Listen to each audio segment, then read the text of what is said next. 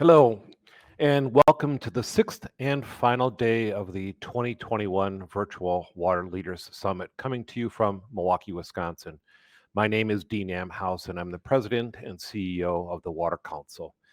Yesterday's session, we stepped back in time to last February and the cold weather that hit Texas and its impact on the water systems in Houston and San Antonio in particular.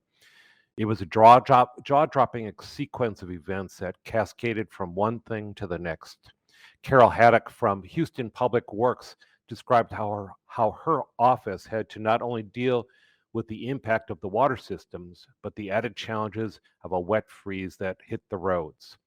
As the conditions worsened, there was the realization that the water utility might not have enough chlorine on hand to make sure that they were delivering safe drinking water to residents, or from the fact that they live in a place that does not experience single digit temperatures, and they did not have enough warm clothes for the crews to go out and work in the field. In the midst of having no power or heat, there were homes that were thinking, people, families of starting fires to keep warm. Steve Klaus from San Antonio water system recounted making the call to the fire chief to tell him that he was not certain that there would be enough water pressure if there was a fire in those homes or buildings. He told the chief, "Bring your own water." It's kind of a scary thought and scary call to have to make.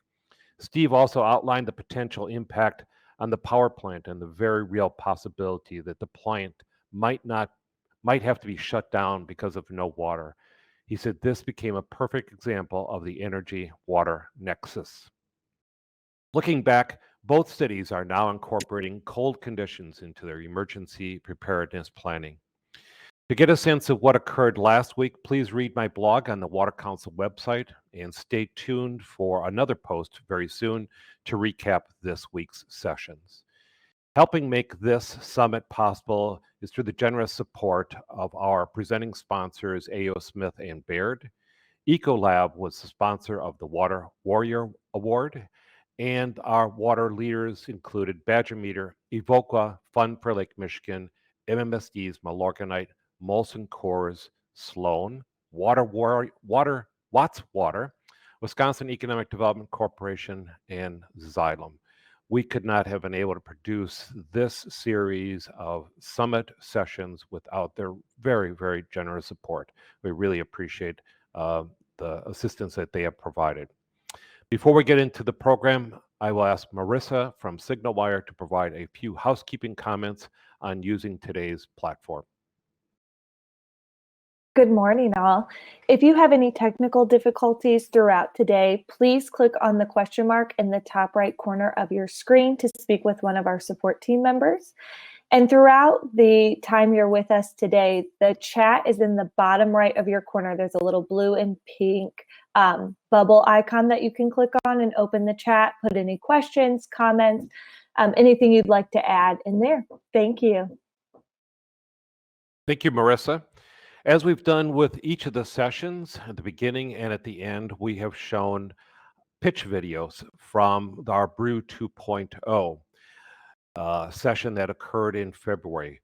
We had 12 remarkable companies from the US, Canada, and Chile participate in our, again, Brew 2.0 virtual accelerator. And this was in particular a post accelerator for these businesses.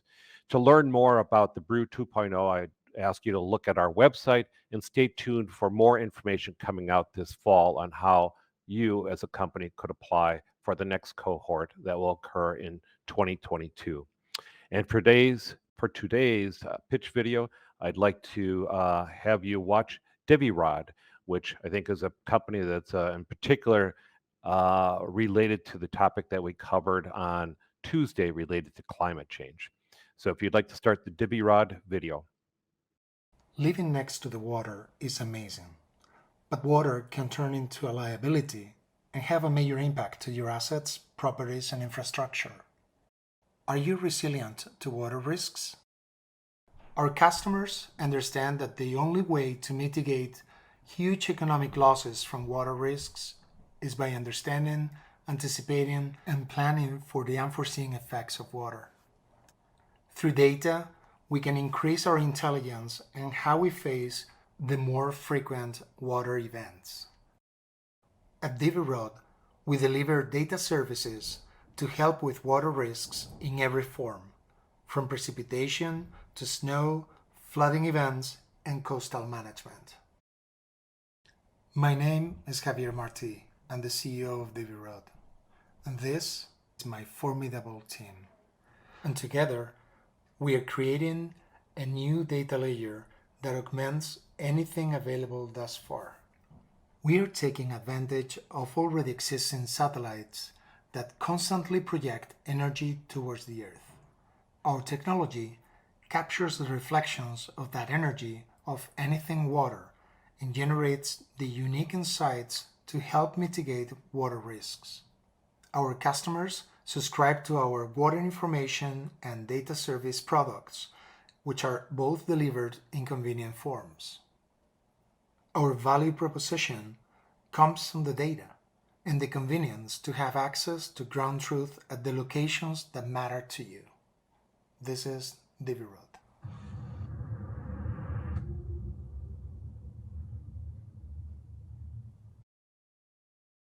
Thanks very much, Javier. And we want to wish DiviRod all the best as they progress as a company.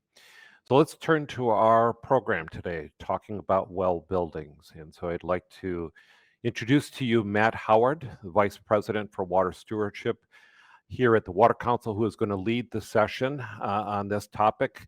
It is something that if you tune into television here in the United States, you've probably seen commercials about well buildings. It's getting a lot of attention. So to learn more about what this all means and how water technology solutions can be able to help address these challenges within the buildings, I'm going to turn to Matt and our panel.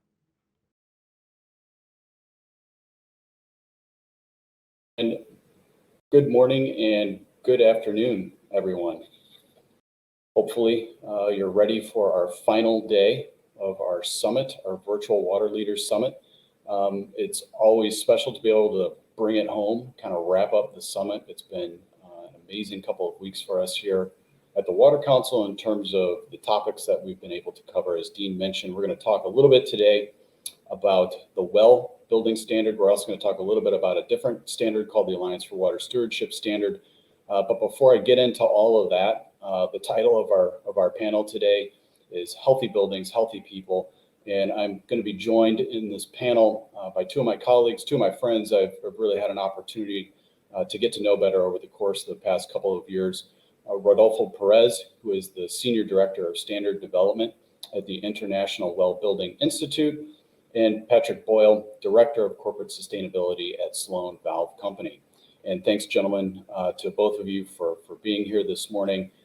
We had a little chit chat before this session started about the weather. It's amazing that weather is no longer small talk. It's really becoming quite an existential issue for us here in the US, here in North America, and of course, globally. And so we'll pull in some of that conversation today when we talk about healthy buildings, healthy people. Before I ask Rodolfo and Patrick to do an introduction, just in terms of who they are, what are they doing for their different organizations, let me just set the stage a little bit for our conversation today, just in terms of this topic. What do we mean by healthy buildings and healthy people? We're really going to cover the intersection of human wellness and water stewardship today as it relates to the built environment. Our thesis is healthy buildings lead to healthy people. When we had our pre-conversation, the three of us, in preparing for this session, we're also going to add a third phrase to that title. So it's going to be today now, healthy buildings, healthy people, healthy watersheds. And when you look at how buildings are constructed, when you look how they're managed and stewarded, they can be conduits of healthy living.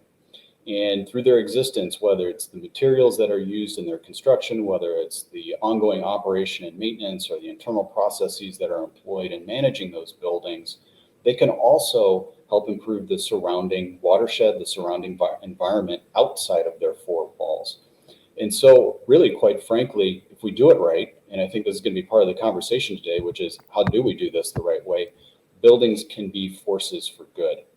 And so it seems to me now more than ever, having buildings, having factories, having homes that facilitate healthy outcomes for occupants, as well as healthy outcomes in the environment, should be a priority goal for us as a society as we try and adapt to climate change, as we encounter new challenges like emergent pathogens. We need healthy buildings. We need resilient buildings. And we need our employees, our students, our families, our loved ones to be healthy where they work, live, and play, so that they too are positioned as individuals to be resilient in the face of climate change. So before I get any deeper in terms of this conversation and the topics that we're going to cover today, I do want my panelists to introduce themselves. I want to hear, and I want you all, more importantly, to hear more about their background and about how each of them ended up in the positions where they're at, because quite frankly, it's important because it's that practical experience, it's that lived experience. When we start talking about best practices later in this session, I want you all to feel confident it's coming from a place of deep knowledge and expertise. So I'm going to start with you first, Rodolfo, and just give us a bit of background in terms of what you do right now at Well, and really kind of how you ended up in this position. So I'll turn it over to you, and then Patrick, of course, we'll get to you next. Thanks, Matt, and hello, everyone listening. Rodolfo Perez, my name. I work at IWBI. I lead everything really with water and healthy materials and the standard development team, the people who actually we write and maintain the standard, basically the collection of strategies to basically guide buildings organizations towards healthier outcomes. My background is in environmental engineering. Actually, I got my degrees from the University of Wisconsin. So I'm always happy to connect back to the land of surrounded with so much water, beautiful lakes that I cherish deep in my heart. And then after working in grad school and working a little bit of startups, trying to actually create clean water technologies, among others, through some physical chemical processes, I moved to New York and switched to public health in the New York City Department of Health. 3 months on the job, and then I've learned about Legionnaire's disease outbreak that we have in cooling towers, and realizing how basically Legionella, for instance, it's a disease that can be engineered out. It's an engineered disease, happens in buildings, but we can engineer out. We can be proactive about it. So that kind of attitude definitely permeated on me. On top of that, one thing I've realized quickly is how sometimes things are connected. It's not just as you get older. As I got older, so you have a pain in one area that's caused by something else. Everything's connected. So learning the connections, something really in water is very important. And around buildings, when you have when you don't use your water, you have some effects that we can talk later about it. But that kind of interconnection about a water system, it's like a human body. What you do one place can affect others. So, and that really drives me to work on this topic. Also, we have to be able to bring education to people, being awareness before becoming afraid of things. And I think Well is a great platform for that, trying to become a proactive force towards healthier buildings before things happen. Health, and water quality, and water in general is something that we often forget about it until we lose it. So those things really, really have impacted me and made me basically come to Well, which is also a very interconnected organization. When we talk about health, it's not just water, but also the health materials, the mental health. So it's a holistic approach of health. And in there, basically bring that water side into everything else, like health promotion, for instance, through hydration. So many things we can do here at Well that impact health, and happy to share it with you. Well, thanks, Rodolfo. It's really interesting to hear you talk, especially about Legionella, and that it's an engineering issue, right? And we talk about process and practice and improvement, and we'll get into some of that later this afternoon. And you also talked a little bit about technology too. And Dean mentioned in his introduction about technology and its place in water stewardship and its place in building management. So we'll definitely be coming back to you for your insights on how we connect those two things, technology and the stewardship aspect of process and practice improvement. And I guess I would be remiss if I didn't say the three of us sort of share a Wisconsin kind of connection, right? You having spent time at Madison, of course, the Water Council is based in Milwaukee, home of the world champion NBA Milwaukee Bucks. Be remiss if I didn't mention them in this session. And then Patrick, of course, Sloan is a valued member of the Water Council, of the Alliance for Water Stewardship. We've connected, multiple times because we're not too far away from each other where you're located in Chicagoland. Patrick, tell us a little bit more about yourself, about what you do for Sloan, and kind of how you ended up in this position of work that you do. Yeah, absolutely. First off, thanks for having me. This is a great panel. I work for Sloan Valve Company. If you're not familiar with who Sloan is, we manufacture commercial fixtures and fittings for the restroom. In business since 1906, family owned. Great company to work for.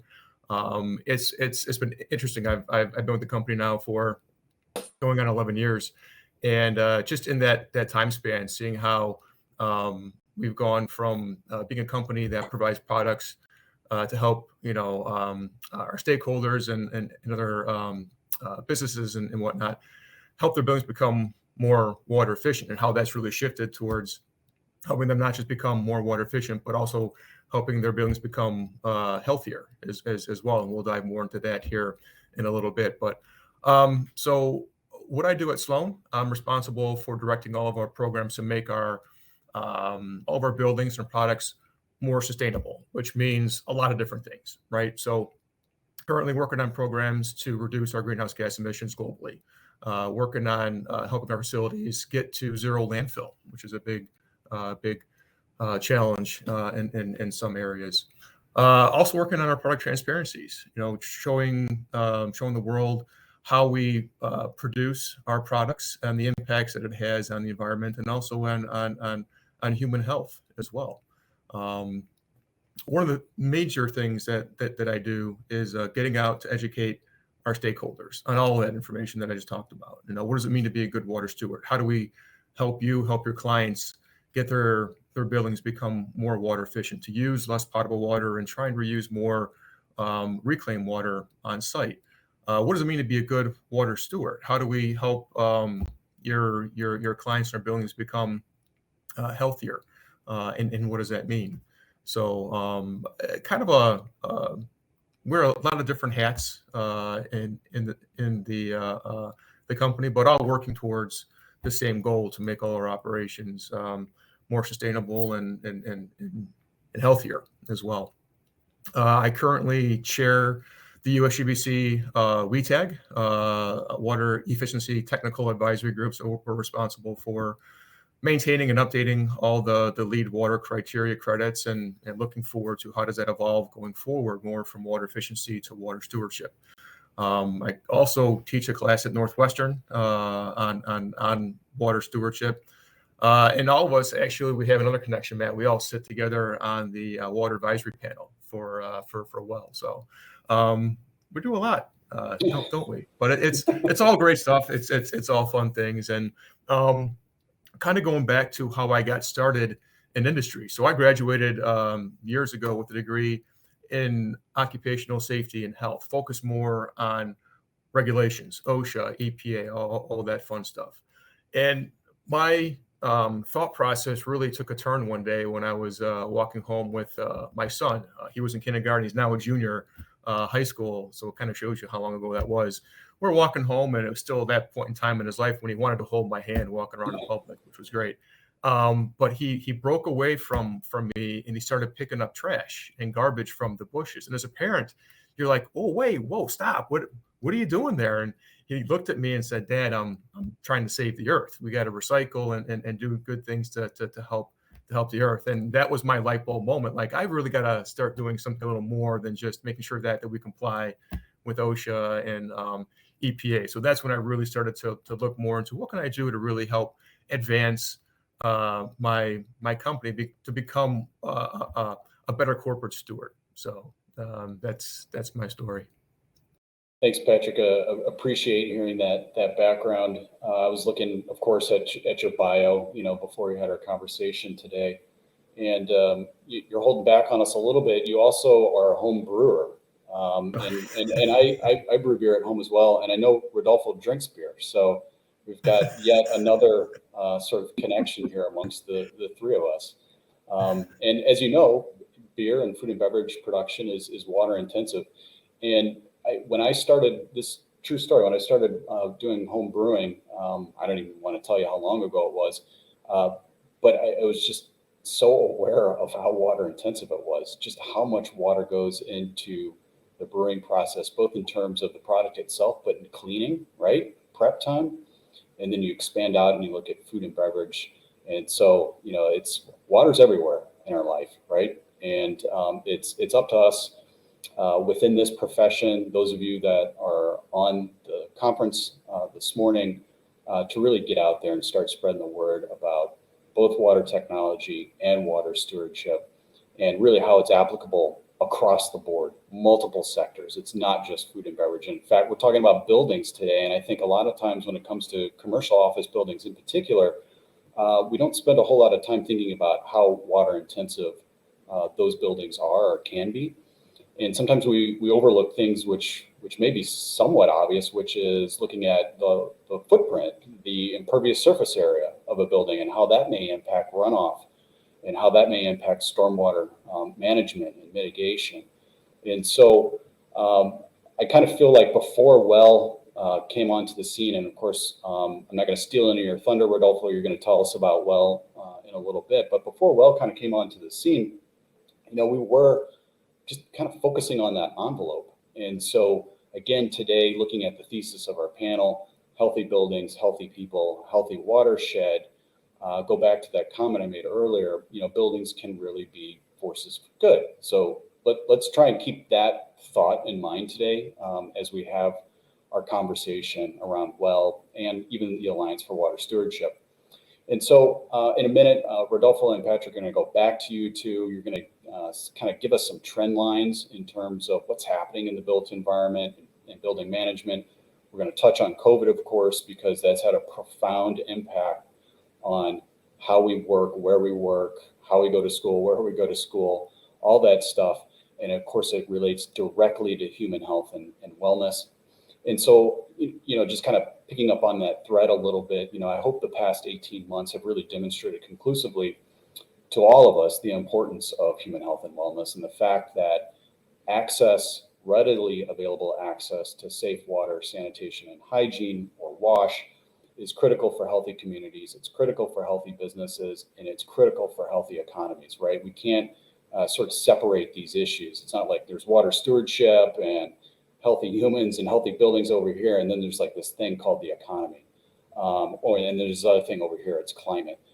These things are all interrelated, and so we really need to take a systemic approach to how we develop, how we design, how we operate our buildings, and of course, how we treat those individuals who reside or occupy those buildings. And so safe buildings are important too, right? That's kind of the COVID thread, and we're all thinking about, what's new thoughts on, how safe is my office? How safe is my child's school? In fact, for my kids in their school district, they're right now contemplating spending $100 million plus on new air filtration systems this year alone.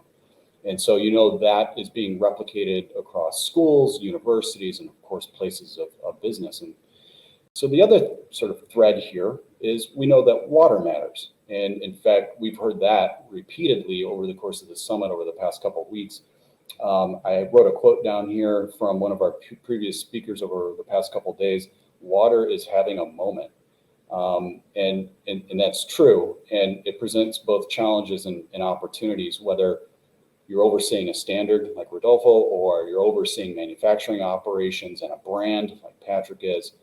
We know water matters, and we know climate change is really going to bear its teeth through water-related impacts. And so whether that's, the storms, floods, mega droughts, in fact, I mentioned we've got sort of this Wisconsin connection.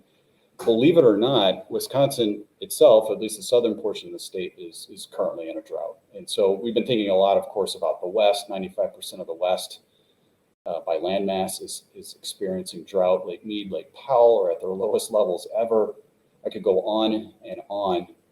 And so we need to be aware of how we interact in our built environment, how that impacts the external environment, and how the external environment is impacting us and our buildings. So we spend a ton of time indoors. Americans spend, I think it's like 90% of their time indoors. And so we've got a true, I think, opportunity here, not only just the three of us, but all of you out there watching who are involved in these issues and sustainability and resilience. We've got a true opportunity here to build and to really design like a virtuous cycle of wellness for human and water resources as it relates to our built environment, okay? And we when the three of us were doing like our prep conversation, you know, there's that kind of theme out there in the US and globally, you know, get back to normal. You know, when are we going to get back to normal? And of course, there are some aspects of life we do want to go back to normal, being able to interact freely with each other, you know, indoors and outdoors. But there are a lot more aspects where we don't want to get back to normal. And I think in terms of how we view human wellness, in terms of how we value sustainable buildings and sustainable design and stewardship, that's the place that we want to get to when it comes to our built environment. And so I want to turn now to you, Rodolfo, just to kind of set the stage a little bit for us in terms of trends that you're seeing out there in the built environment, maybe some things that have kind of stuck with you over the past 18 months that you really want to concentrate or focus on, or you hope sort of happens when it comes to the built environment and human wellness. And then after you're finished, Patrick, we'll turn it over to you and we'll kind of dive into some of the COVID-related lessons and impacts that you've seen from your position there at Sloan. So Rodolfo, over to you. Thanks, Matt. And speaking of back to normal, but the normal is what has, you know, basically caused all this climate change, droughts, fires. Do we want to go back to normal? That's the normal. I mean, that's no, thank you. We need to reimagine what we're doing. We definitely need to acknowledge that we need change. We definitely need to acknowledge that also we spend, as you might say, 90% of the time of our buildings. So you know, might as well, you know, use their buildings to keep us healthier, happier, and connected to, you know, the environment. I mean, human health cannot be separated from environmental health or planetary health. One thing brings the other one, and vice versa. It's a virtuous circle. We can't have one without the other. So we need to learn from, you know, what is safety, or more like what people health, you know, and how it connects to environmental health. We cannot think separate things, and that's why we're here together. I mean, stewardship and health, you know, are pretty much, it's the same in the long run. In terms of buildings and water in buildings, for instance, things that are becoming more and more interesting and critical, say, for instance, monitoring. So, you know, in the US, the water regulation is called Safe Drinking Water Act. So we're supposed to have water being delivered on the tap safely for drinking, and that's important. Basically, we need to use it for what it's meant for, to drink it. How do we know it's safe? You know, how we verify its safety, of its quality? You know, how can we convince people to use it for what it's supposed to be, which is drinking, cooking? You know, that's why we spend tons of, you know, resource as a society to build infrastructure to do so. So let's see, and we see a few advancements on monitoring, how to bring sensors in a way that actually can tell us or can verify the quality of the water. That's something that definitely is coming up, and basically, and with the creating again this virtuous circle to actually to foster conscious use. Not too much of it, but when it's needed, let's use it for what it's meant for. That's the whole point of having water. And on the other side, let's use, you know, water wisely, and if we can use it and reuse it when needed in a safe way, again, that's something that's also picking more of attention. Actually, San Francisco has even a law that for large buildings that need to, like, basically reuse water. And for water reuse, again, safety, is human health and planetary health go hand in hand. So make sure that when we do this on a healthy way, we basically protect and we don't ruin our drinking water supply that usually has a higher level of safety for obvious reasons. You can use non-potable water for flush a toilet, but make sure that you don't have an issue, say, with cross connection or with spraying water that might contain Legionella. I mean, if it's not treated. So this is kind of mentality that we're trying to bring into the market. I hope the market gets is we cannot think of efficiency without actual safety. Those together, basically become what we believe is a sustainable feature. Yeah, so something that we can sustain, actually, based on the word. So it's one and the other one kind of have the same type of meaning. And the other thing that's been very important, or we realize is coming, and it's kind of affects me directly, is certification. Definitely more buildings and organizations really want to show leadership and proactivity. As we go back to buildings, people really want to show that they're doing the best they can. Finally, proactivity is not something that is the last decision for many. You want to show proactivity, show that you do the best you can to prepare your building, your space for I call it re-entry or even or use. I mean, we want to make sure that we have the best places we can to foster, to recruit them in our own health. So who wants to be in a place that's like that you can't drink the water, you can't take a nice shower, nobody, like a place that don't have light, like good air, even beyond water, but they're basically fostering those conditions and showing that degree of proactivity is definitely growing, and the need for a third-party recognition has been, for us, it's been a big thing. And I can talk for hours about it, but I'll let Patrick talk, and I can give you more details about how we're doing with Well later on. But Patrick, I'll let you take the mic. Yeah, and let me just jump in real quick here, Patrick, because there's just a couple of things I wanted to follow up on, Rodolfo, just in terms of the comments that you made. And to both of you, if you've got questions for each other, feel free to ask. Sort of actually three things here, Rodolfo, that I wanted to follow up on. The first was monitoring. So you talked about the importance of monitoring and sensors. And are you talking water quality, water quantity, both? Both. Definitely quantity is more, we have pretty much straightforward problem or things that can be, related even for the health of the building. Think of a flow sensor and leak detection. That can bring mold. Let's not forget about it. It's unwanted. Water we want it when we want it. And really don't want it where we don't want it. And mold is a problem. It's a huge problem that deteriorates buildings. Creates health concerns. So flow is one thing. Quality, there's definitely some advances that we're not there yet, I would say, but there are some things that we can do. For instance, measure temperature in when you have a hot water loop.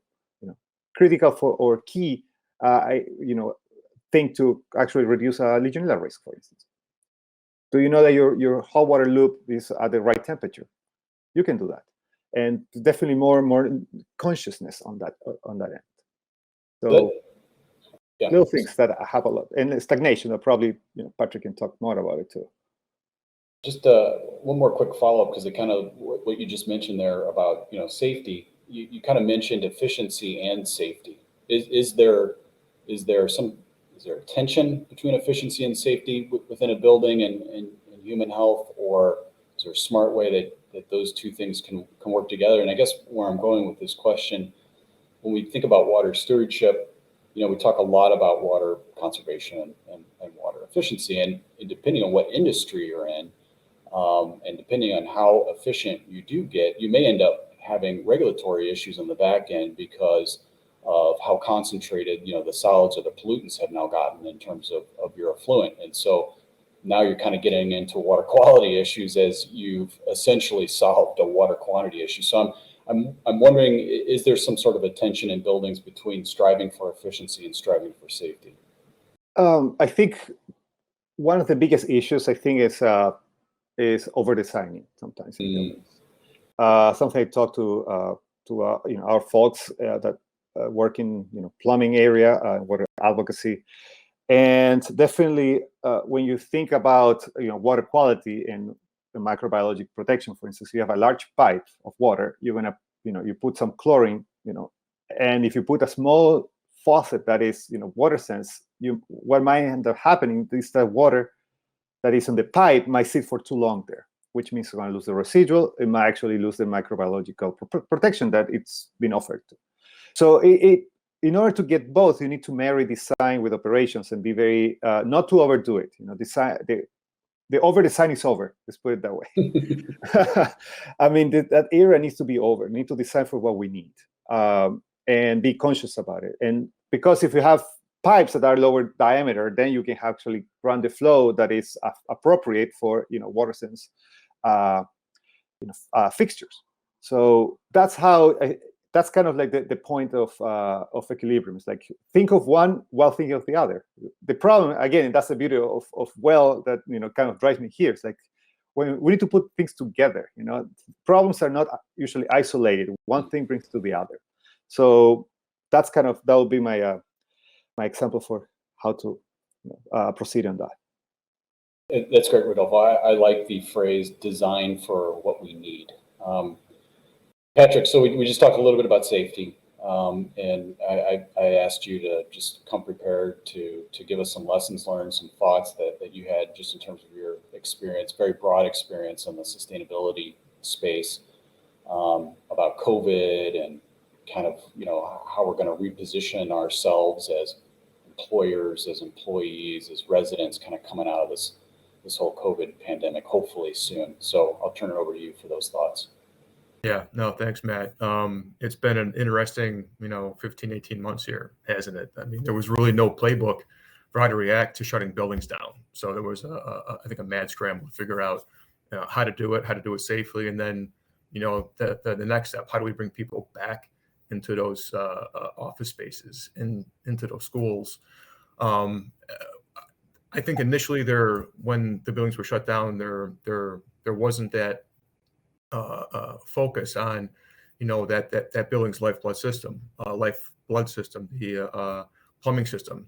And then we quickly realized the potential and pending health issues as that fresh water sat stagnant in those buildings, right? And then there was a flurry of information, data, white papers from various groups talking about the need, right, to flush out that building's plumbing system to prevent that bacteria from flourishing in there. And I think Rodolfo hit it right on the head. There's a need, not only to reduce the water consumption of buildings. There's a big need for that, right? We got to figure out a way how we can put practices in place to help buildings, reduce the consumption of fresh water. But when you do that, you're restricting the flow of the water in that buildings, which can increase the potential for bacteria to grow in there. So there's got to be that balance, right? We've got to be able to help a building reduce the consumption of fresh water, and yet we still need to focus on how to keep that building healthy for its occupants. And that's been one of the biggest trends that we've seen recently. And that healthy building growth, that healthy building momentum was really growing before COVID hit. Just watching the number of buildings register to WELL was growing, and there was a constant uptick of those buildings, which was fantastic. But COVID really accelerated that. Fortunately, unfortunately, how it came about, it forced building owners to really think about the health of that building. So one of the things that we're seeing at Sloan is really, how do buildings make restrooms healthier and safer for the end user? And there's been a big move from manual and touching of faucets and flush valves and soap dispensers and paper towels and all that, to more of that hands-free sensor technology. So retrofitting all the touch points in that restroom to more of the sensor, where you don't have to touch anything to go in there and really wash your hands. And then even beyond that, looking at, how do you move that hand washing experience out of the restroom? When you look at stadiums and schools, putting wash stations outside of the restrooms in the hallways, and just providing more access for those occupants to wash their hands, to stay healthy, throughout the day is probably the biggest trends that we've seen so far. And data, there's been a huge influx in items that provide you data, everything from from your watch to your scale to your refrigerator. I mean, there's data points coming to you from everywhere. So how do we incorporate the data that our stakeholders are looking for into those products? Can we show them that the hot water is at the right temperature?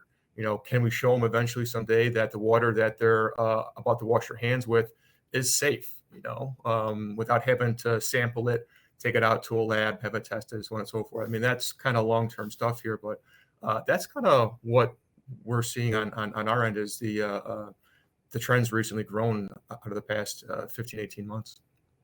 Yeah, I mean, there's a couple of things in there which I want to hit on, and thanks for your perspective on kind of what you've seen and what you've experienced over the past 18 months. I think the first is you talked about COVID as a trend accelerator, and I think we've seen that more broadly speaking in the sustainability space, not just on buildings and human health and wellness, but talking about resilient supply chains, obviously focusing on water resources.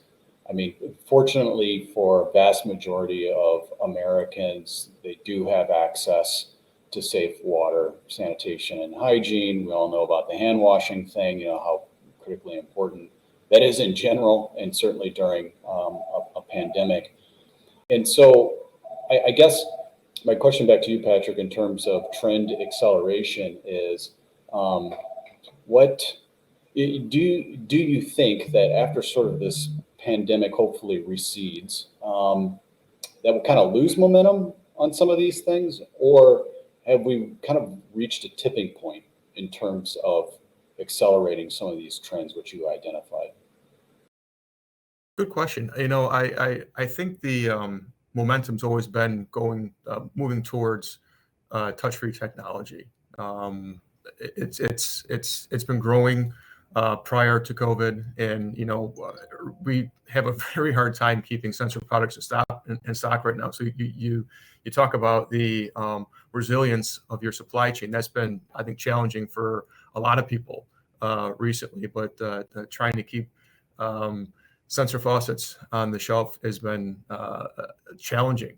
But I think, like anything, it's gonna, once the fear of COVID is kind of receded years from now, will there still be that focus on health and well-being of building occupants? And I really think it is. It's the past 15, 18 months has really changed how a lot of us look at life, how we run our lives.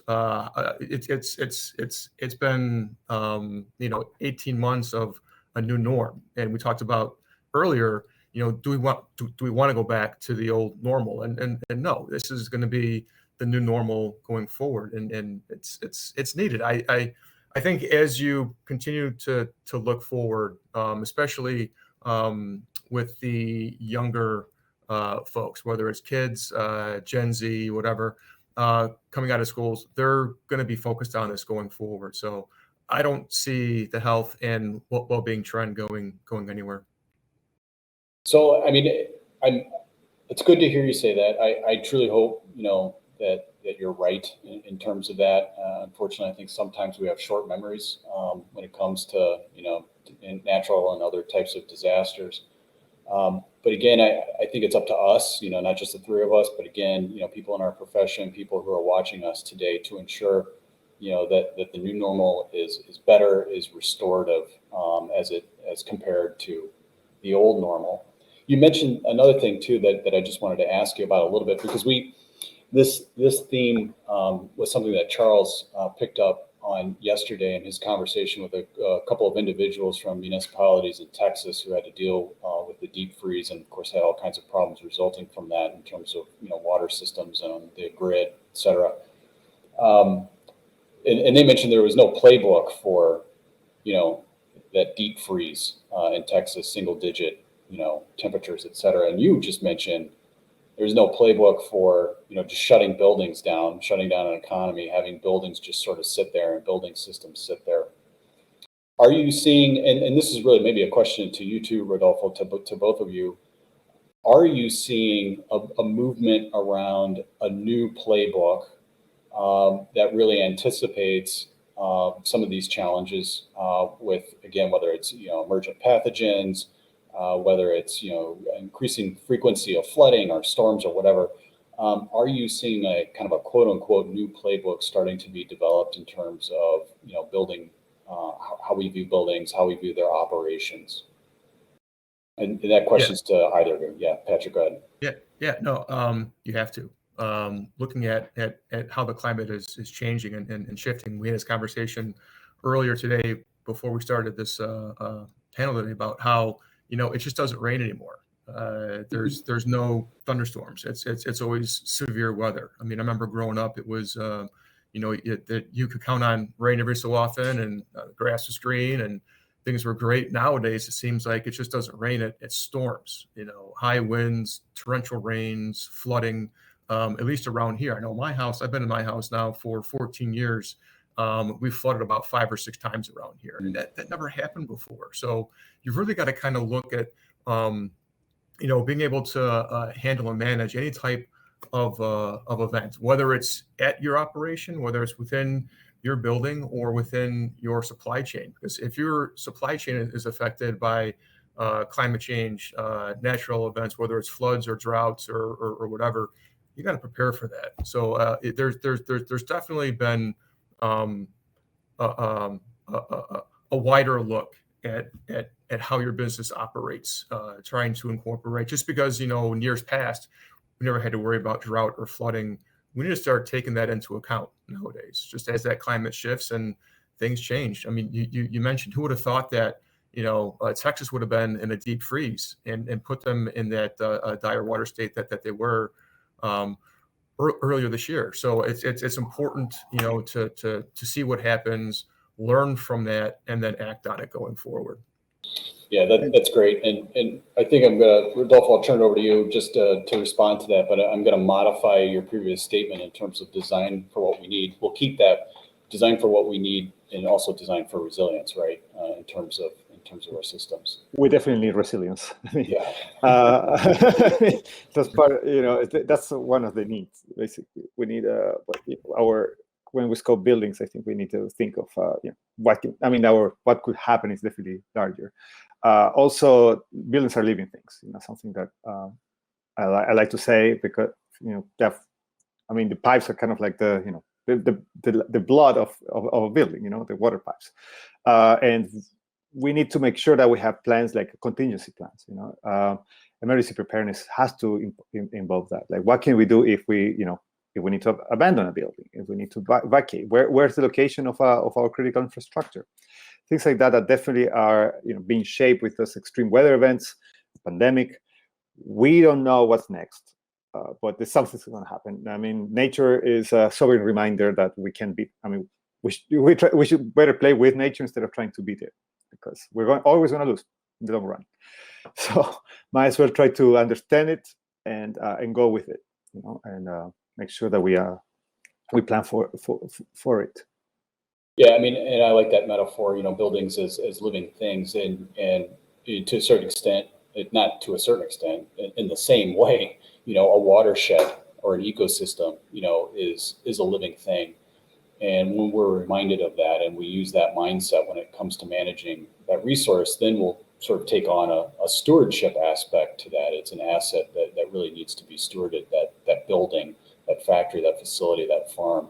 So I think I'm going to transition now then into conversation around the well building standard, and around the Alliance for Water Stewardship standard. We haven't mentioned that too much yet. Patrick's going to tell us a little bit more about what that standard is. We just call it the AWS standard for short, but it is essentially the world's only comprehensive water stewardship standard. And Patrick will give us a little bit more on that. But before I turn it back over again to both of you to kind of walk through some of the high points of each of those two standards, I want to point out the importance of standards. And Rodolfo, you mentioned way back, maybe 10 minutes ago, you said the importance of certification and validation when it comes to voluntary standards. And so we're going to talk about, of course, two standards where true independent, verification is part and parcel with the standard system. And that's important because it's not just Sloan saying they're doing something. It's third-party validation from credible stakeholders saying, yes, in fact, Sloan is world-class in this particular aspect of how they operate, or the products that we're selling. So it's important from what I would call a reputational risk standpoint to have that third-party validation and certification, but it's also important from a physical risk standpoint, right? And so both well and both AWS to a certain extent are management frameworks, and kind of management systems maybe is a better way to say that, helping us to reduce risk, but also looking for opportunities to have an impact, on building occupants and even beyond the four walls of the building in terms of its impact on surrounding systems, infrastructure, et cetera. And so I'm actually going to plagiarize you, Rodolfo, from an article that you and I co-wrote with Dr. Glenn Scarrett a couple months back, talking about the complementary nature of well and AWS. But you kind of taught me something new in terms of this risk-based, health-centered approach that the World Health Organization uses for its guidance in terms of building water management. And that guidance has kind of been subsumed within the well building standard. But I'm just going to kind of relay, kind of paraphrase what you wrote in the article. And it's really just the framework of this World Health Organization guidance. But basically, it's sort of 6 steps, and in simple terms, recommending that building management plans contain system analysis or understanding, of course, the building and its source water, doing some hazard identification and risk assessment. Of course, that's important. Based on that, establish some control measures to address those risks. Develop the monitoring procedures. So you talked, Rodolfo, at the beginning about the importance of monitoring. Patrick knows how important monitoring is from a manufacturing standpoint, from a quality control standpoint when it comes to products. So the importance of monitoring procedures. Then develop and implement any corrective actions as it relates to your plan. So almost an iterative kind of a plan, do, check, act approach to building management, continuous improvement, you might want to call it. And then at the end of the day, internal verification, but also auditing to ensure that the plan is being followed. And again, that's where this kind of third-party certification comes from. So I really like that framework. And again, you can see that framework within the well building standard and the water concept. And of course, Patrick will talk a little bit about the AWS standard in a second. So Rodolfo, for those individuals out there that don't know, tell us what is the well building standard, and specifically, kind of what we're talking about today with the water concept, and what are you guys trying to accomplish with this well building standard? Oh, more than happy to talk about well. Basically, overall, it's a system of strategies designed to promote and foster human health in buildings and organizations worldwide. We want to put people first places. Like people is, are the center of what we do, and as such, we need to make sure that our system can basically foster the health, and health understood as social, mental, and physical, not just in absence of disease, which is like a very like a short-term approach in some sense.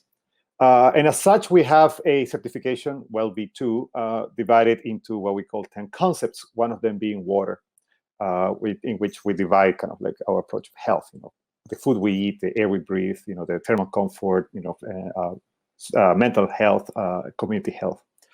But water definitely is one of them and that involves water quality. We actually perform in order to get the WELL V2 certification, we have a third party going to test water on site. And there's no way to get the full certification without that. We also have, we require management plans for Legionella, monitoring with a cadence, like internal monitoring. So not just third party, but make sure that you're measuring what the water looks like. And Legionella, again, to develop a plan and make sure that you make your hot water loops are properly maintained. Also, we want to promote good use of water. What's the best use of water? As I mentioned earlier, drink it. I mean, what's the best way to hydrate it yourself? Well, you can 95% water, cold beer, still good. But but still, like for a non-alcoholic beverage, water is the best. Let's face it. Drinking water, the one that many people work from all the way from source to tap to use it.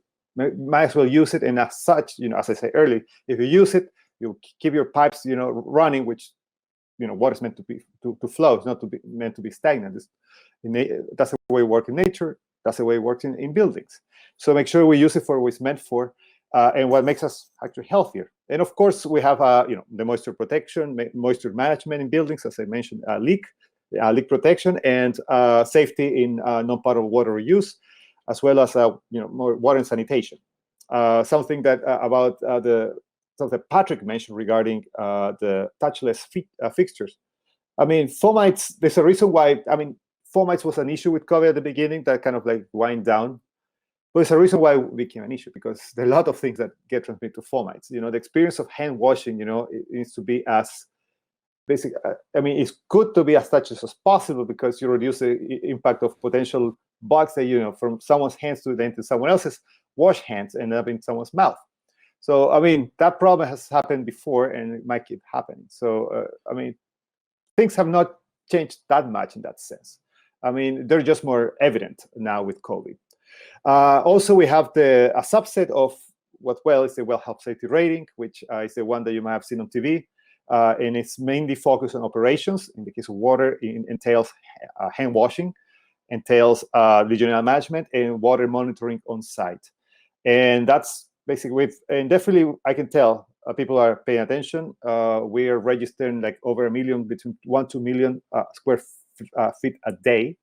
A year ago, we had like 600 million square feet in the whole world. Now we're over approaching the 3 billion. It's been like an exponential growth. So definitely organizations are paying attention. I don't think this is going to go down. Quite the opposite. I mean, as people actually, you start demanding it at the end. While now it looks like a luxury, now then it's going to become the baseline. So I don't think the demand for better buildings, healthier spaces in general, and that involves water, even outside the building, better stewardship is going to go down.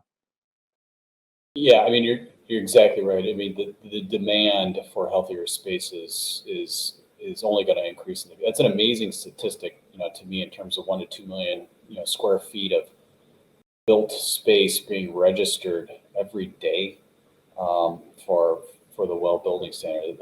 That's amazing.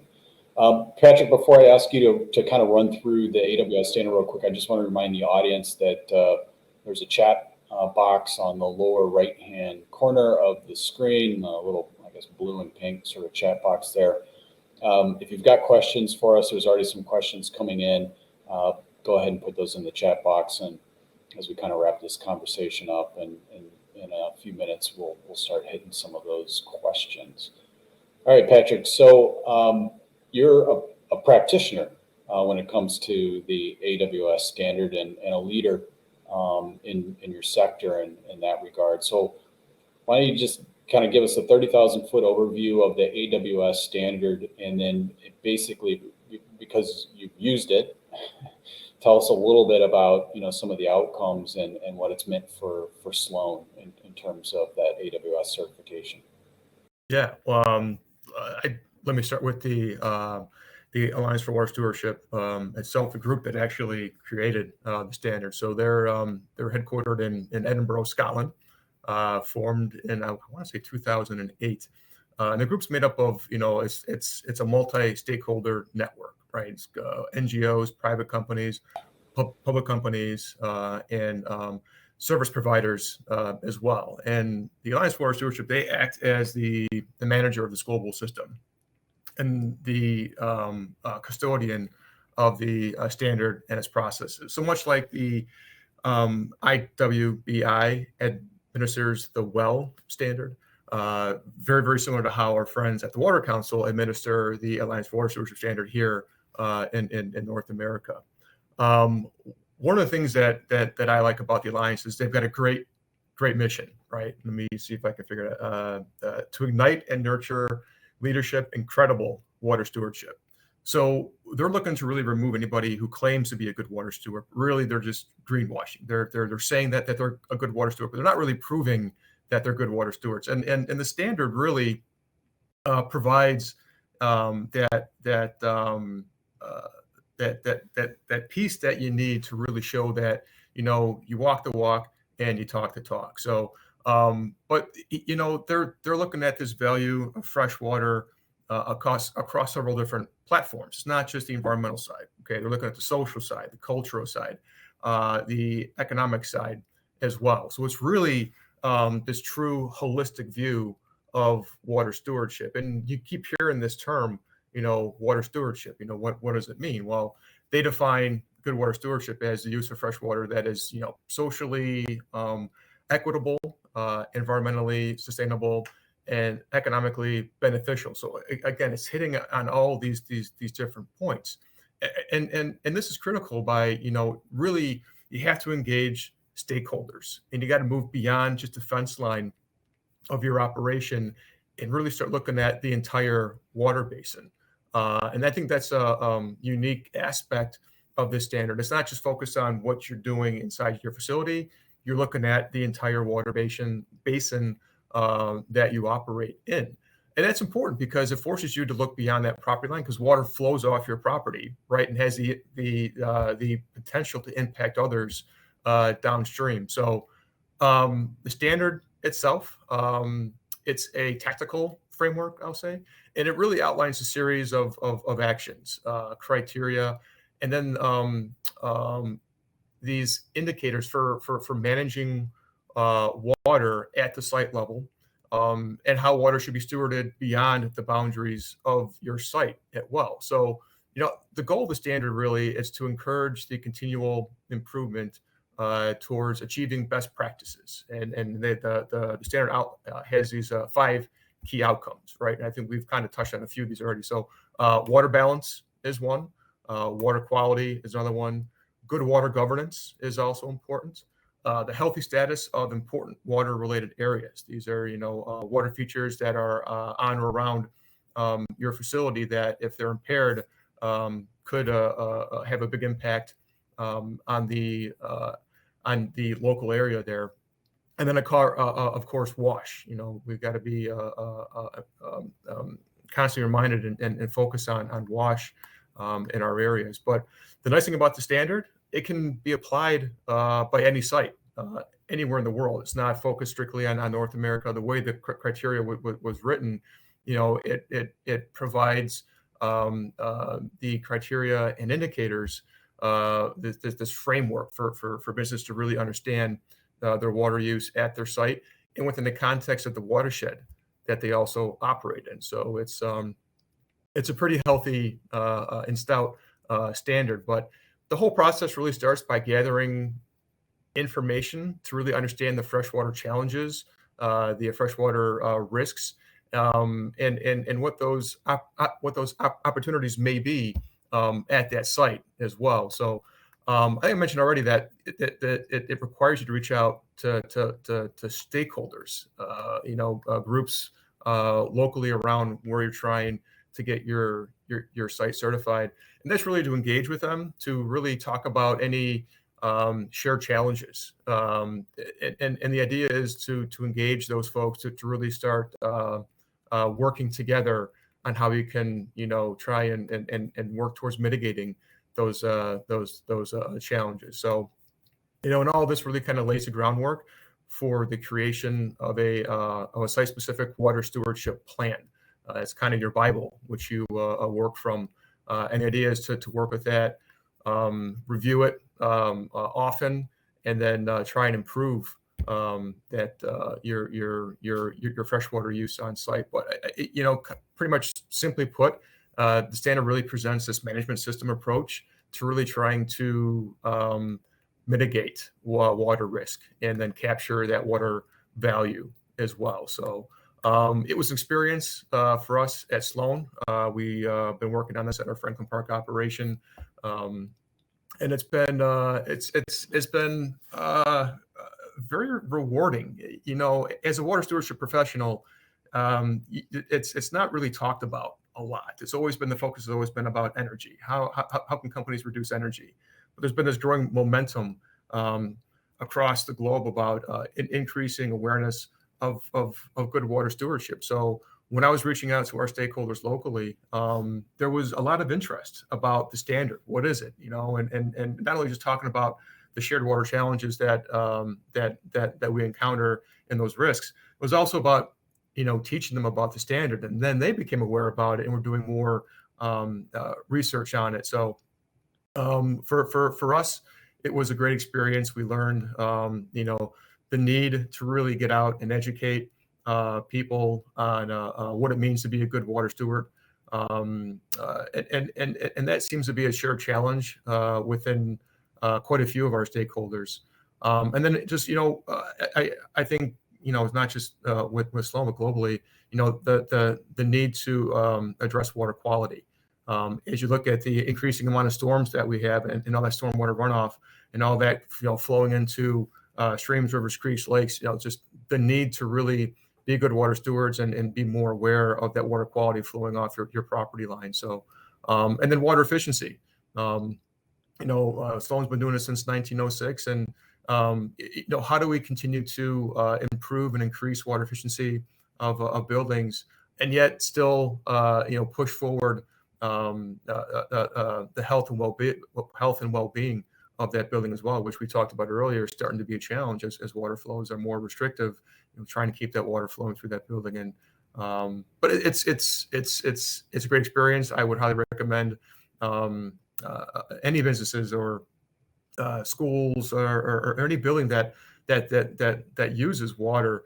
You don't have to be a high water user. I mean, it greatly benefits those buildings or businesses that consume a large quantity of water for their product. But it really helps you understand your impact on water within your fence line, but also within your watershed too. Yeah, I mean, and to me, listening to both of you kind of run through those respective standards, it's not an either or proposition. It's not human health and wellness or water stewardship. I mean, it's got to, right? It's the systems approach, and we'll talk about this in a second. Whether or not these two standards sort of work together. But I think one of the takeaways for the audience is, again, this summit is always focused on solutions, whether those are technology solutions or water stewardship solutions or just general best practices that people have learned through experience. And so we've got two standards here that do what they say they're going to do. And to the extent that you've got facilities or operations and you want to ensure the long-term safety and wellness of your people, you've got the well standard. And again, to the extent that your facility has an impact on surrounding resources or watersheds, you've got the IWBI standard. I think one of the things that was interesting to me in terms of a commercial building application of the Alliance for Water Stewardship Standard is the Global Water Center, which is where I'm located right now. About 100,000 square foot retrofitted building. It's maybe 100 years old at this point in time. LEED certified, modern systems, including Sloan including Sloan fixtures, et cetera, within the building. And so we applied the AWS standard to this building. And of course, you're like, well, I mean, this building already is water efficient. We've probably got one of the best water purification systems in the region and for drinking water. And so, you know, what else can we do? And in fact, what we discovered was quite a bit, which had to do with the actual footprint of the building and our adjacent parking lot. And we happened to be near the Menominee River, which flows right into Lake Michigan. And so there was some issue with salt application in the winter, just over salting the place, which is an affliction in the upper Midwest. And so we were able to modify that salt application regime because that runoff 10 yards, 20 yards right into the river, right into Lake Michigan. And so again, I think, you know, when we think about water stewardship and we think about human wellness, it helps us to sort of expand our horizon in terms of the issues that are important to people. And Patrick, you mentioned stakeholders. And then obviously Rodolfo with you know, occupants, tenants, those are stakeholders, and they certainly benefit from application of this standard.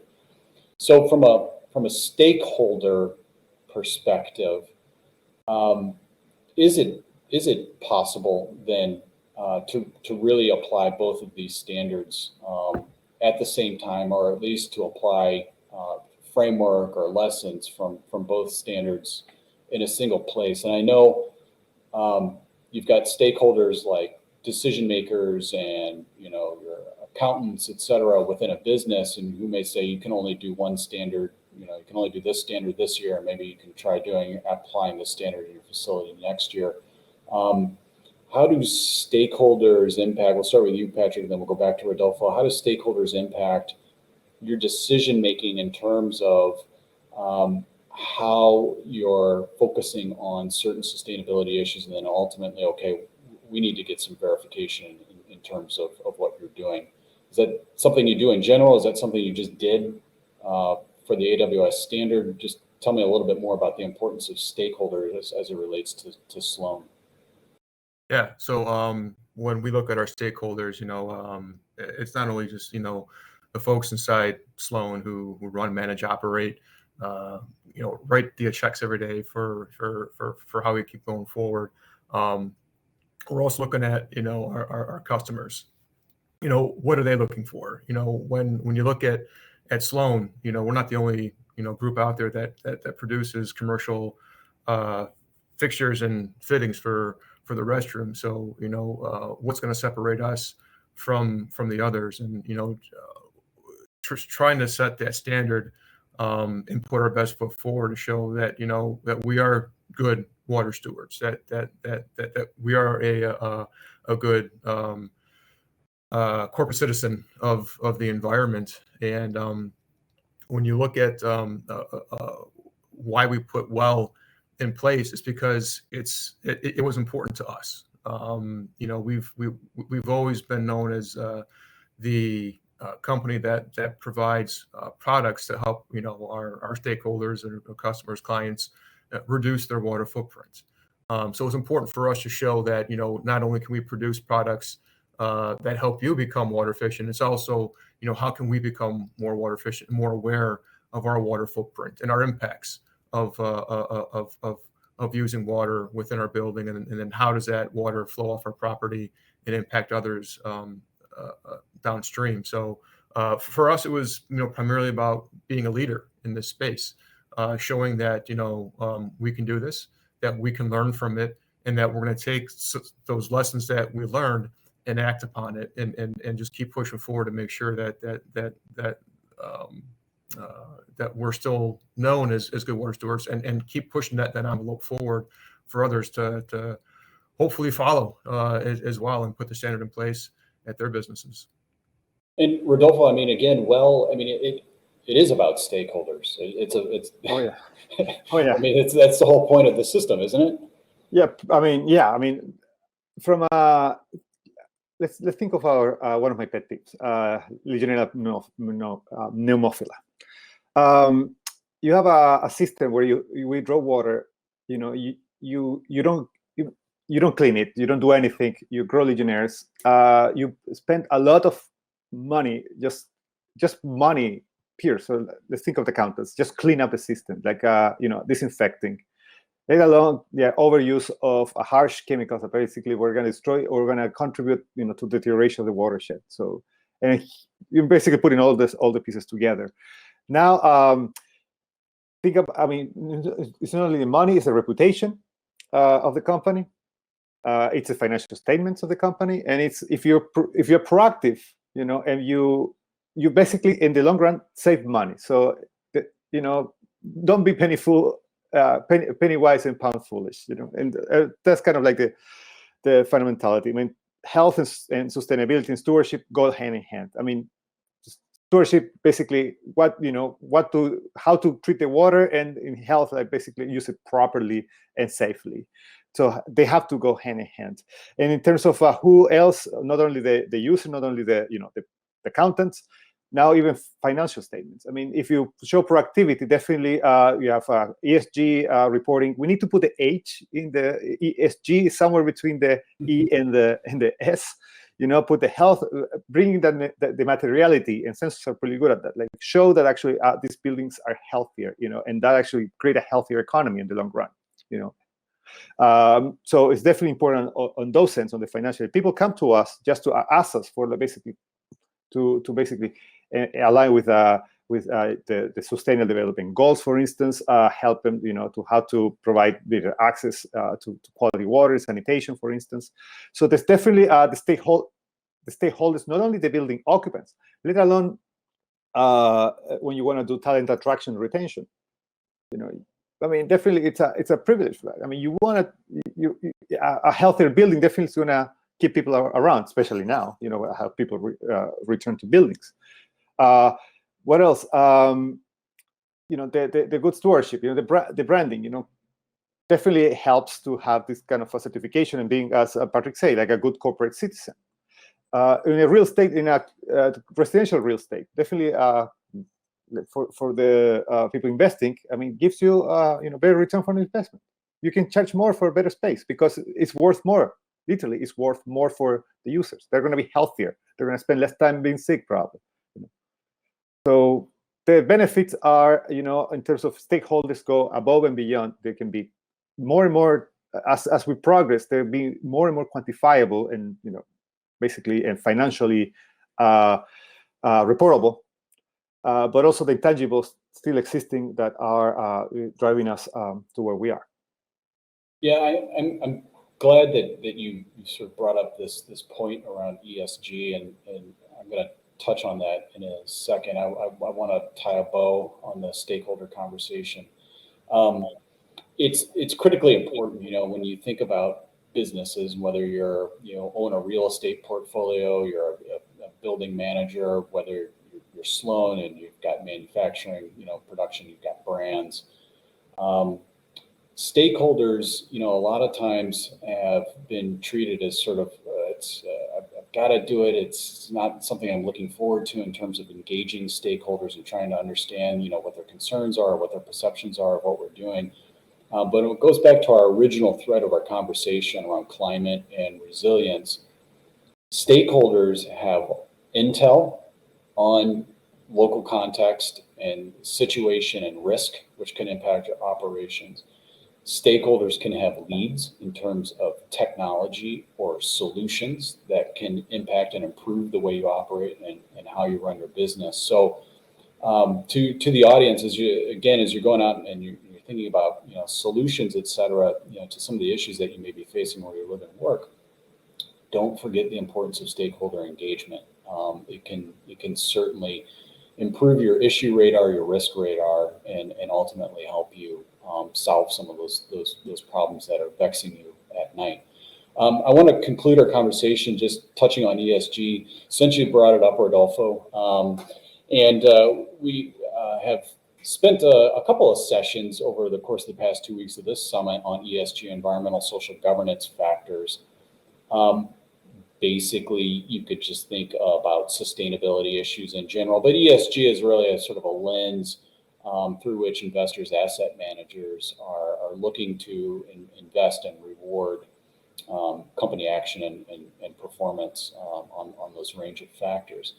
My question to you, Rodolfo, does ESG matter in the building, in the real estate portfolio, commercial real estate portfolio space, building management space? We hear a lot about ESG as it relates to food and beverage companies, petrochemical, et cetera. I'll be honest, I haven't really thought too much personally about that connection with the built environment space and that industry or sector. What are your thoughts on that? Oh, it matters quite a bit, especially for large real estate companies. Everybody needs to find funding. So basically, funding is related to risk, and risk is related to basically what's the internal risk, the external risk. Is your building sustainable in the long run? So definitely matters. Australia actually has a large market, I would say, very advanced, conversation on this topic. In terms of ESG for real estate, they're definitely pushing a little bit of the envelope on that, and that's how we're pretty much some of the earliest adopter of the scaling of well. So there's definitely a important factor there. Access to, I mentioned Legionella as an example because it's kind of easy to see how the risk is there, but also you think about the access to quality water. It's not just risk reduction, but also the stewardship. I think that we do a good job between IWBI and well, kind of merging together. How can you be a good corporate? How not only to show that your resource reduction is works, but also how to make sure that creating a different issue that might explode, if you don't provide the safety. So there's so many areas where ESGs and in real estate actually do matter. Moisture protection, for instance. Yeah. So there's so many points. This is just in the water area. So, but there are much more as well. So definitely an area to, and I'm sure all companies will go that way, sooner or later. Yeah, and I'm glad you sort of brought up those examples when I was thinking about, is there a natural way for us to kind of work, ESG into this conversation? And I did, of course, a Google search on ESG and real estate. The first thing that popped up was a Deloitte study that was just released, and basically paraphrasing a quote from that study, it says according to Deloitte, ESG can be a value driver for real estate. So it's definitely worth exploring for those companies and organizations in that space. Patrick, we're going to kind of wrap up this conversation with you and your thoughts on ESG. I know it's a little bit different because Sloan's a privately owned company, but you may not call it ESG. You've got a robust, obviously, sustainability program. And while you may not necessarily be engaged in that program because you're feeling pressure from outside investors and ESG investors, you're engaged in sustainability for a reason that's just as important. That's what you value as an organization.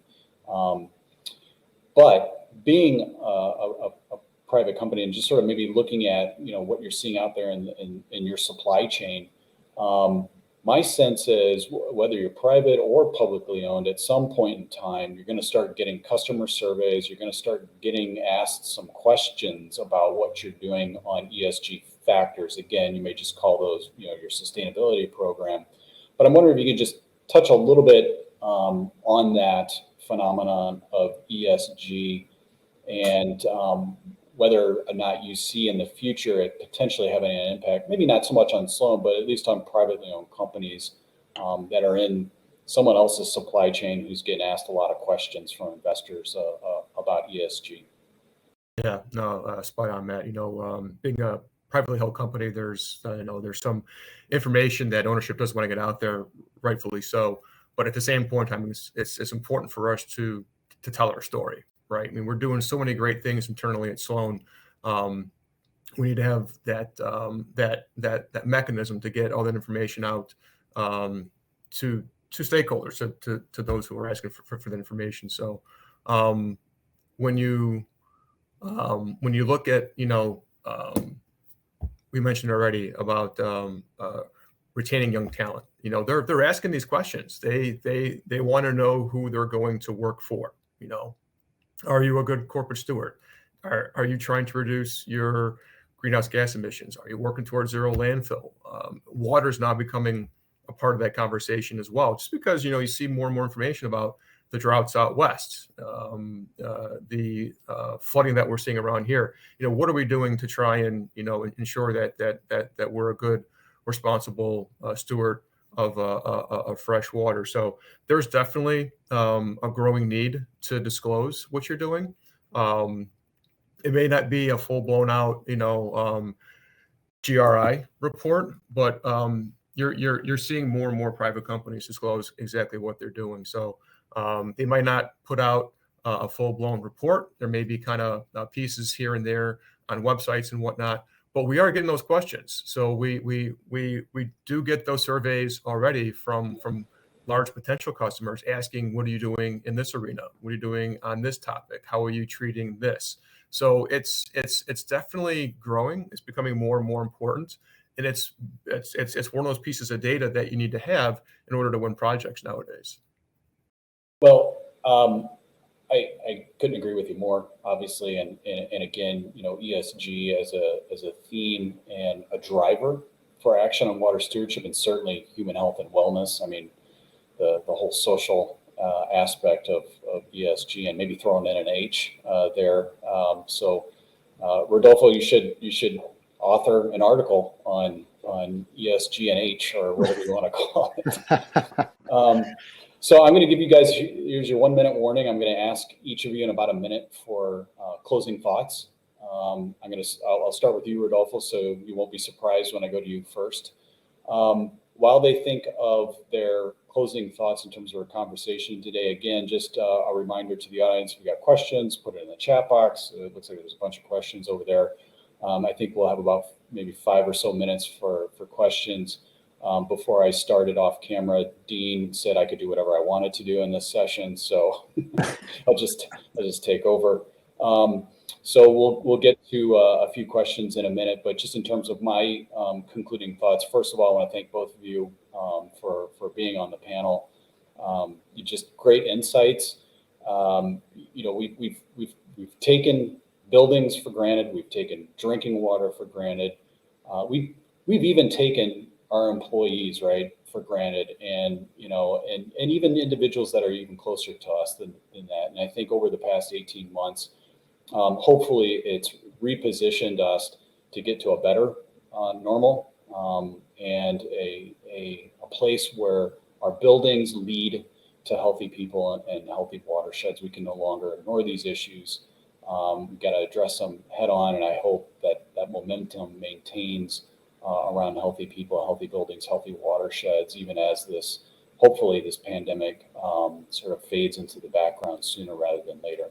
All right, with that being said, Rodolfo, just a quick minute or so on closing thoughts in terms of this conversation, or any sort of leave behinds you'd like to give to the audience.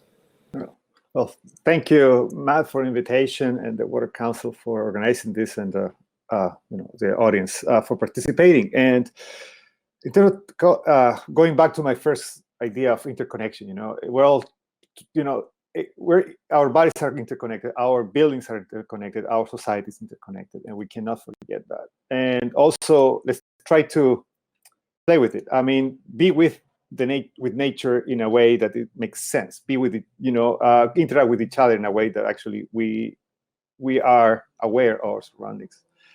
This thing of, I want to make sure that take-home message is our health, you know, basically impacts everybody else's health, and our, you know, actions towards a better, you know, environment impacts everybody else's. So basically, don't forget about the consequences of our actions. We have a responsibility with each other, a responsibility with ourselves, and in water that is pattern. You know, keep it healthy. Do our duty sometimes of using water, you know, in the right way actually helps the building, helps you know, the society at large in the long run. Making sure that, you know, we value what we take, as you say, we value what we take for granted, because when we lose it, that's where it probably begins.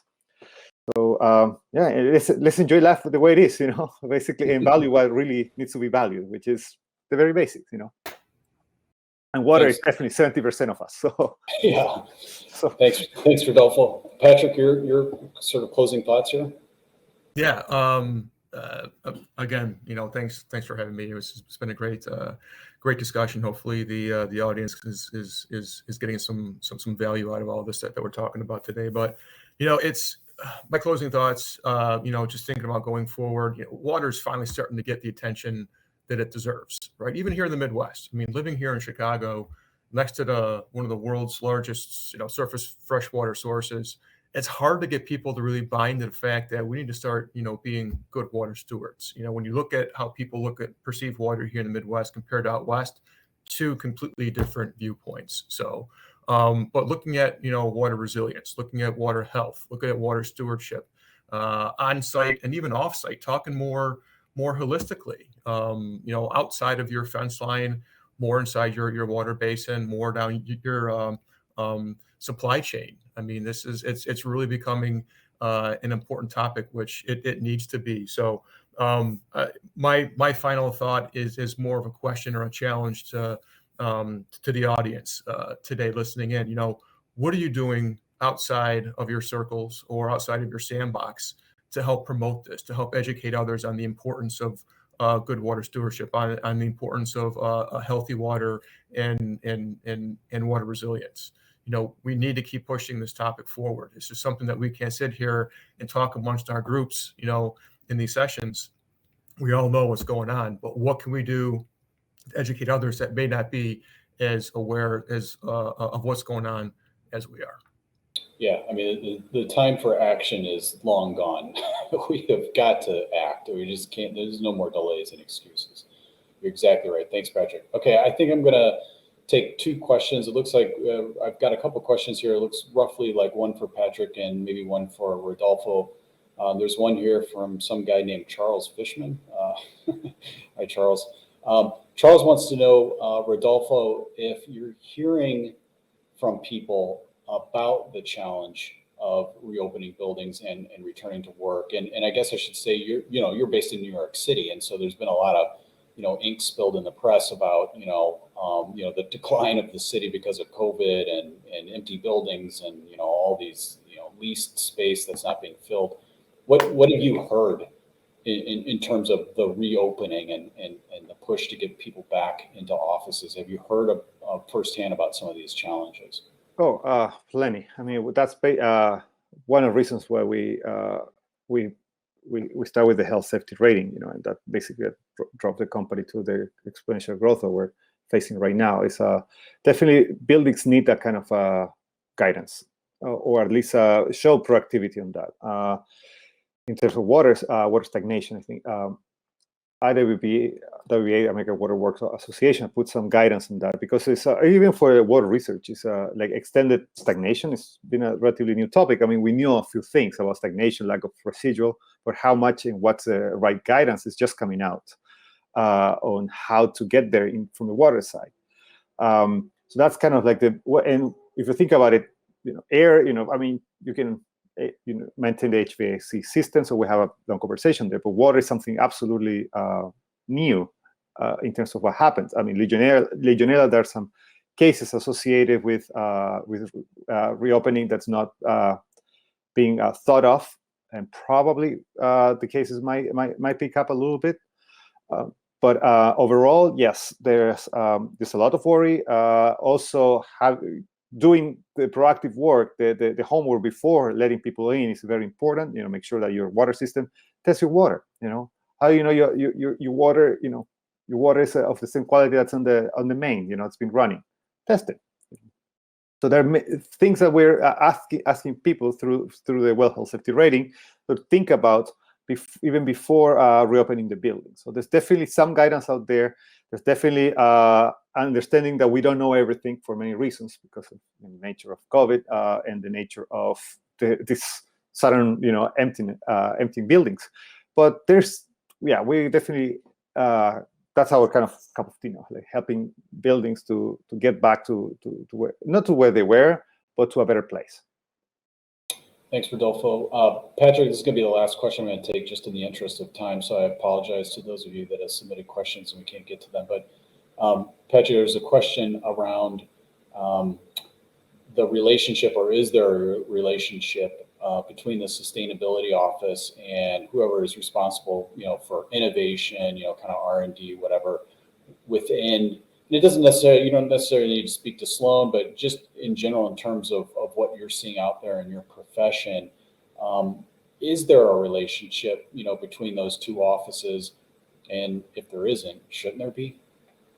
Yeah, yeah, no, great question. So when you're talking about innovation, I mean, you're trying to bring in as many different groups as possible, right? Whether it's R&D, marketing, sales, health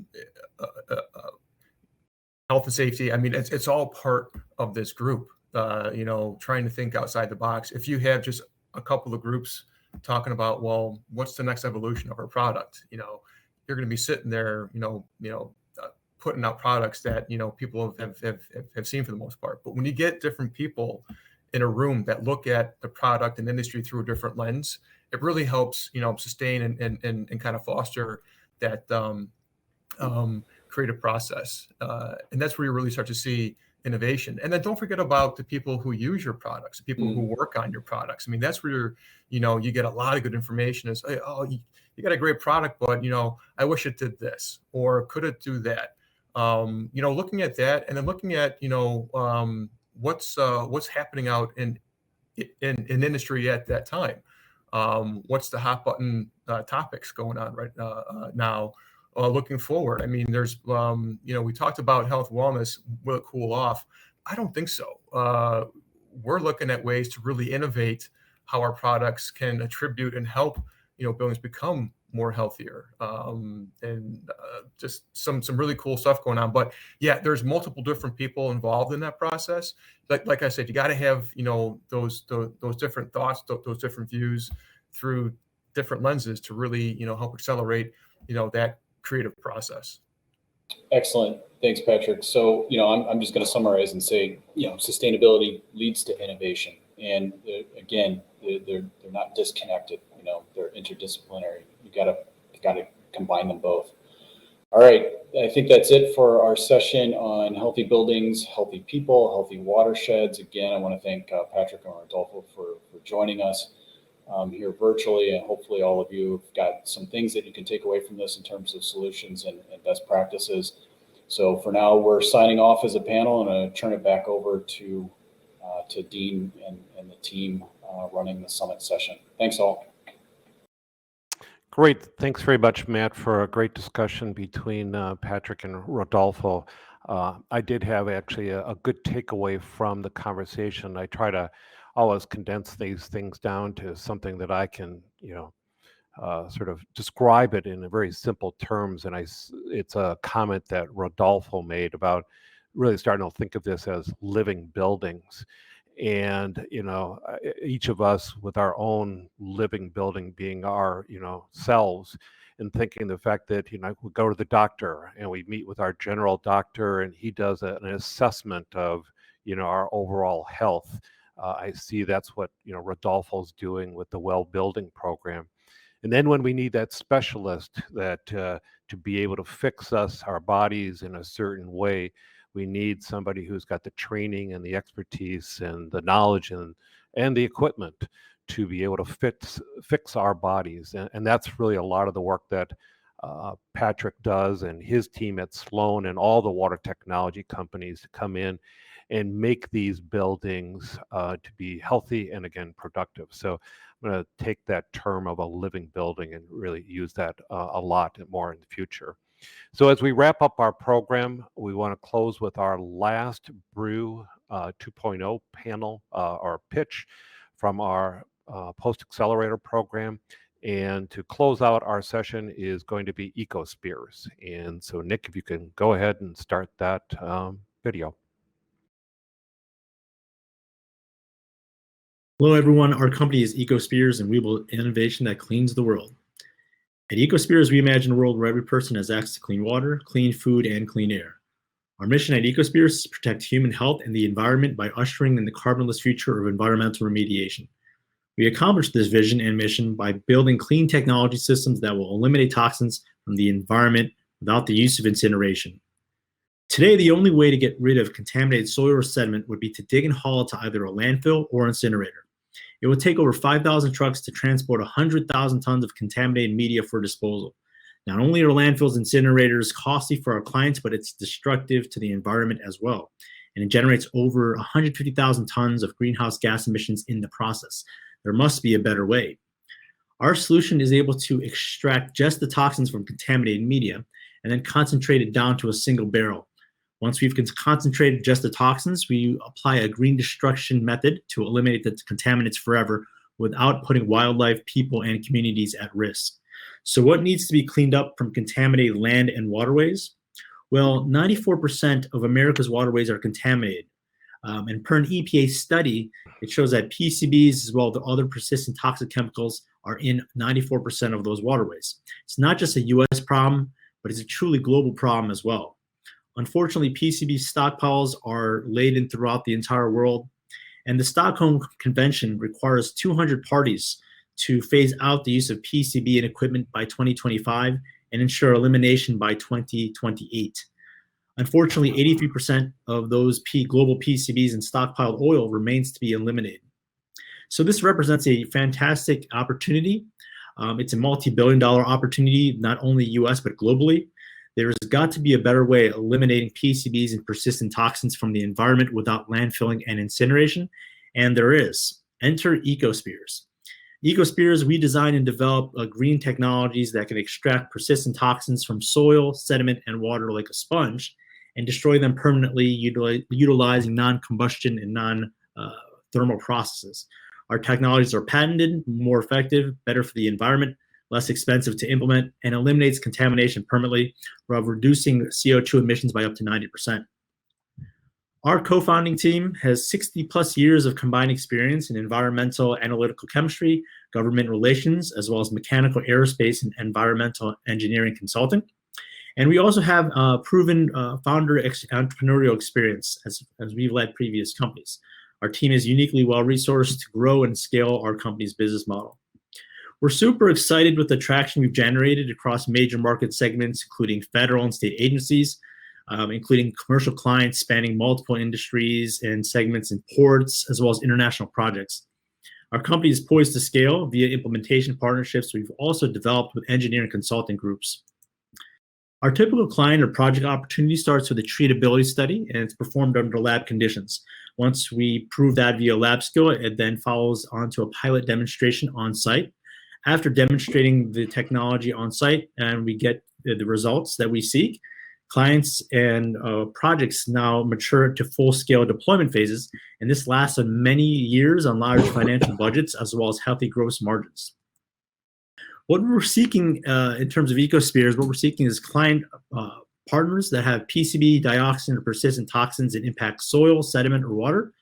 We are also seeking partnerships with engineering consulting groups, as well as OEMs and implementers that may have clients with PCB-laden material. Lastly, we are also seeking introductions to impact investors as we have just opened our Series A capital raise, and we are searching for a lead investor at this time. Again, we are EcoSpheres, and we build innovation that cleans the world. If anyone has or wants to learn more about our company, our raise, or technology, please email me at ian@ecospheres.com. Thank you.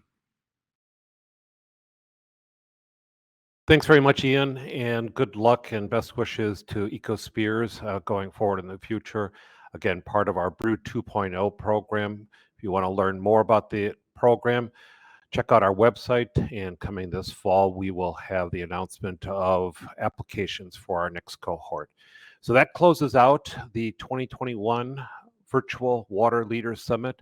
We look forward to being back in person in Milwaukee in 2022. Suspect that we'll be looking at the June timeframe. I can say is that we'll start planning that very, very shortly.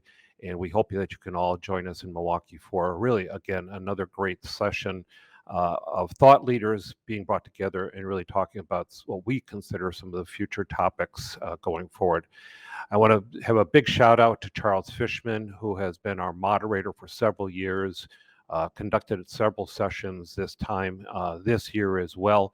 He always does a fantastic job and really starts to pull out items for us all to have a better understanding of what everybody's speaking about, and has a unique knack to pull it all together and knead it into a great package.